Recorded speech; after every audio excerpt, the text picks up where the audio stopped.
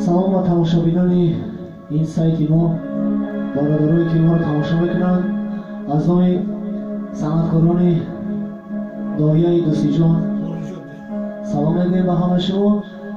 من بختیار خوجایف، سعیم جان لایقов، قربان سفرزاد، میجان سوبیر، برادرای قدردان ما دکتر موسی، بابا جان پیشکه تکسیس شما دیم.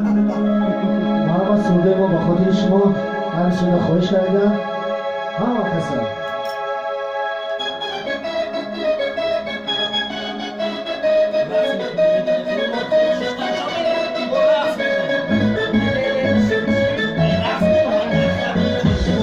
خوشمانه رقص یه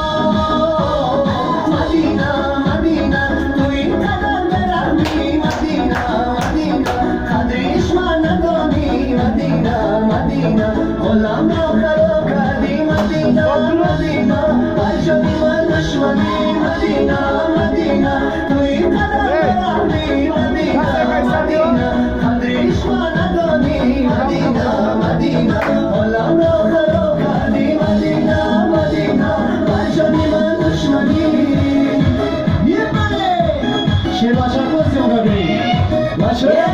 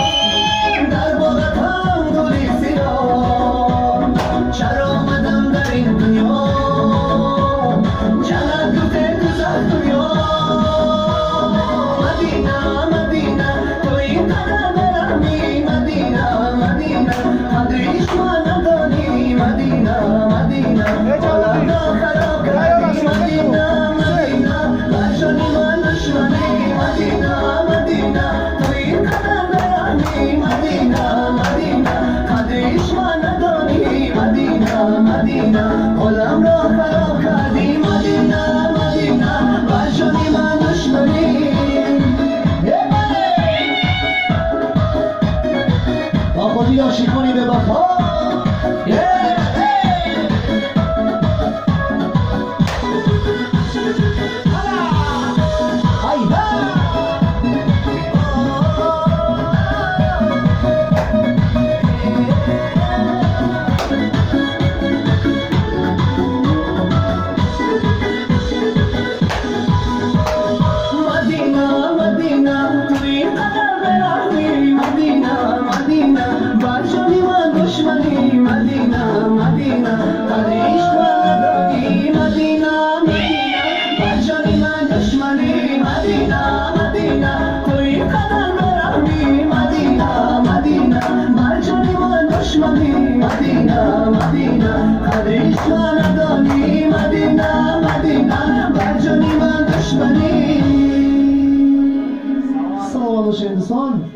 زنده باشید.